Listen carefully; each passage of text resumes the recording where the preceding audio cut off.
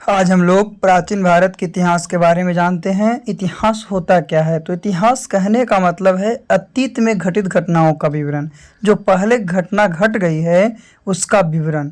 और इसी को हम लोग जो अध्ययन करते हैं उसी को इतिहास कहते हैं।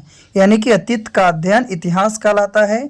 और इतिहास जो है, इतिहास के जनक हीरोडोटस को कहा जाता है। इतिहास के जनक हीरोडोटस को कहा जाता है। और इतिहास जो है उसे 3 वर्गों में, 3 कालों में बांट दिया गया है। पहला है प्राग ऐतिहासिक काल, दूसरा है आग ऐतिहासिक काल और तीसरा है ऐतिहासिक काल, है ना। तो प्राग ऐतिहासिक काल जो है उस काल में मानव किसी लिपि और लेखन कला से परिचित नहीं था। कोई जो लिखने के कला में नहीं था, उसी को पाषाण काल या ताम्र काल कहते थे। फिर अग्र ऐतिहासिक काल था, उसमें लिपि से परिचित तो थे पर वो पढ़ी नहीं जा सकी, उसको पढ़ा नहीं जा सका।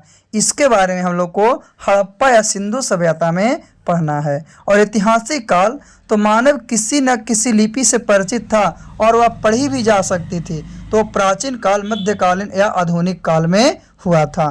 तो जो आपका जो पाषाण काल था और त्राम काल था वो 3 भागों में था। पाषाण काल कितने भाग में? 3 भाग में था। पहला था पुरा पाषाण काल, दूसरा था मध्य पाषाण काल और तीसरा जो था वो था नव पाषाण काल। तो पाषाण काल को 3 वर्गों में बांटा गया। और ये पाषाण काल किसका भाग था? तो प्रोग ऐतिहासिक काल का भाग था, जिस काल में लिपि और लेखन परिचित नहीं था। तो इस 2 भागों में बांटा, पाषाण काल और त्रम काल।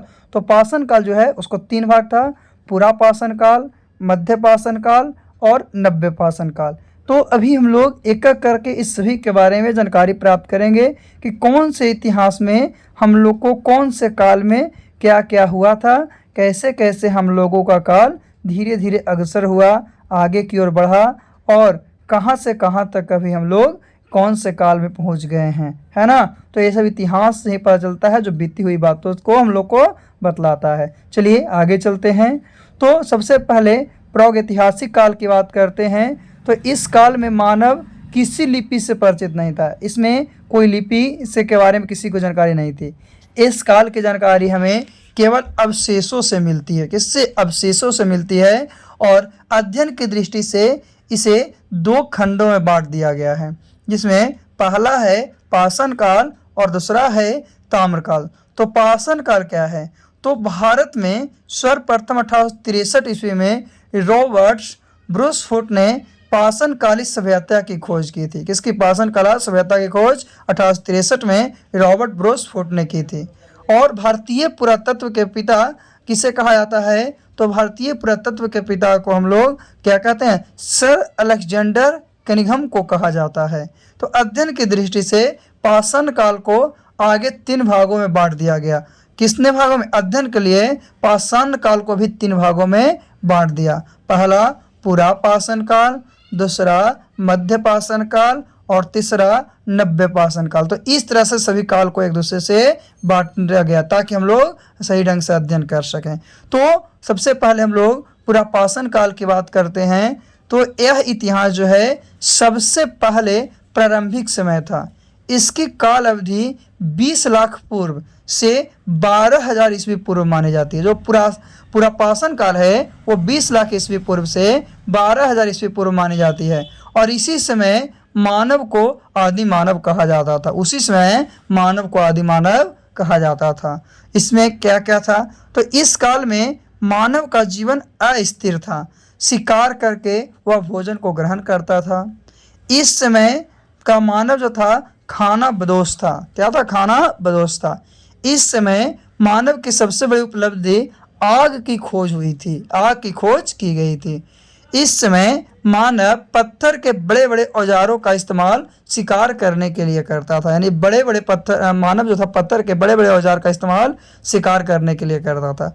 और इसी काल में मनुष्य ने सर्वप्रथम चित्रकारी करना प्रारंभ किया था। चित्रकारी यानी किसी चीज़ का इमेज बनाना, फिगर बनाना, है ना, किया था। भीमबेटका की गुफाओं में इस काल के चित्र देखने को मिलते हैं। भीमबेटका की गुफा में मिलता है। आगे फिर दूसरा था मध्य पाषाण काल। तो यह काल पुरा पाषाण काल और नव्य पाषाण काल के बीच का संक्रमण काल था, जिसकी अवधि 12,000 ईस्वी पूर्व से 10,000 ईस्वी पूर्व मानी जाती है। 12,000 ईस्वी पूर्व से 10,000 ईस्वी पूर्व मानी जाती है मध्यपाषाण काल को। और इस काल में मानव ने पशुपालन करना प्रारंभ किया, यानी कि मध्यपाषाण काल में लोग पशुपालन करना प्रारंभ किए थे। इस समय मानव ने छोटे और नुकीले हथियारों का प्रयोग करना शुरू किया था। और छोटे हथियारों को हम लोग माइक्रोलिथ कहा जाता था। उस समय जो छोटा हथियार था उसे माइक्रोलिथ कहा जाता था। फिर है कि मनुष्य द्वारा पाला गया सबसे पहले जानवर कुत्ता था। कुत्ता जो था मनुष्य के द्वारा सबसे पहला पाला गया जानवर था, जो कि मध्यपाषाण काल की बात है, जो कि 1200 ईस्वी से 10,000 ईस्वी पूर्व मानी जाती है। तो ये आपका मध्यपाषाण काल था। तो 2 हम लोग काल पढ़ चुके हैं, पुराषाण काल पढ़ चुके हैं, और उसके बाद हम लोग मध्यपाषाण काल के बारे में जान गए हैं। आगे हम लोग नव्यपाषाण काल की जानकारी प्राप्त करते हैं। तो नव्यपाषाण काल क्या है देखिएगा। तो मध्यकाल के बाद जो मध्यकाल खत्म हुआ उसके बाद जो काल आया वही आपका नव्यपाषाण काल कहलाया, है ना, जिसकी अवधि 10,000 ईस्वी पूर्व से 3,000 ईस्वी पूर्व माने जाते हैं। 10,000 ईस्वी पूर्व से 3,000 ईस्वी पूर्व मानी जाती है। और इसी काल में नव्यपाषाण काल में मानव ने अस्थाई आवास बना लिया। क्या अस्थाई आवास बना लिया? इस समय मनुष्य ने कृषि करना प्रारंभ किया। क्या? कृषि, खेती करना प्रारंभ किया, और साथ ही विधिवत पशुपालन भी शुरू कर दिया। और कृषि करने के साथ साथ ये विधिवत पशुपालन को भी क्या कर दिया? शुरू कर दिया। और उसी समय पहिए की खोज भी की गई थी, यानी पहिए की खोज भी मनुष्य के इसी काल में की गई थी। कौन से काल में? नव्यपाषाण काल में। पहिए का खोज आपका मनुष्य जो है नव्यपाषाण काल में किया था, जो कि 10,000 ईस्वी पूर्व से 3,000 ईस्वी पूर्व का काल माना जाता है। तो इस तरह से ये 3 काल हुए, है ना, मध्यकाल, नवपाषाण काल और एक सबसे पहले जो बताया गया। चलिए अब हम लोग आगे जानते हैं। तो आगे है ताम्रपाषाण काल। क्या है? ताम्रपाषाण काल के बारे में जानते हैं। तो नव्यपाषाण काल के आखिरी समय में, नव्यपाषाण काल था उसकी आखिरी समय में ही ताम्रपाषाण युग की शुरुआत हुई थी, है ना। और इस समय मानव ने तांबे की खोज कर ली थी। जो ताम्रपाषाण काल था, ताम्रपाषाण काल में मानव तांबे की खोज कर ली थी।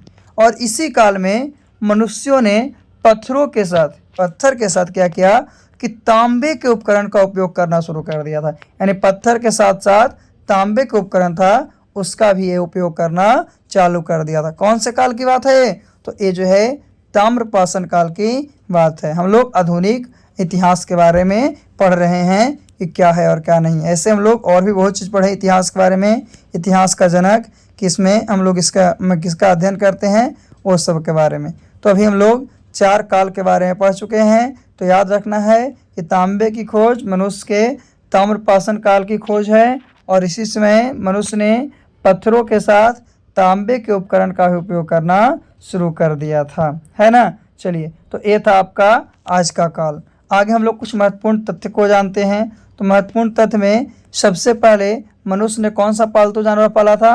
तो कुत्ता। किसको? कुत्ता को पाला था, है ना। उसके बाद सबसे पहले मनुष्य ने कौन सी धातु की खोज की? तो सबसे पहले मनुष्य जो था तांबे धातु का खोज किया था।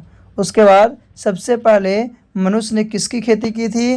तो जौ और गेहूं की खेती की थी। किसकी? जौ और गेहूं की खेती की थी। तो मनुष्य की पहली कृषि जो था मेहरगढ़ बलूचिस्तान में हुआ था।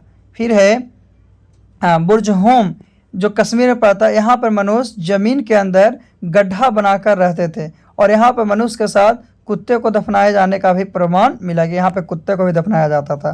फिर है कोल्डीवा उत्तर प्रदेश में। तो सबसे पहले चावल के प्रमाण वहीं से प्राप्त है। उसके बाद है भीमबेटका जो कि मध्य प्रदेश में है। तो भीमबेटका की गुफाओं में मनुष्य के द्वारा जो था बनाए गए सबसे पहले शैल चित्रों का प्रमाण मिला था। किसका? शैल चित्रों का प्रमाण मिला था। तो ये था आज का टॉपिक जो था आधुनिक भारत का इतिहास। तो अगले वीडियो में हम लोग इतिहास के दूसरे टॉपिक के बारे में पढ़ेंगे। आज के लिए इतना ही।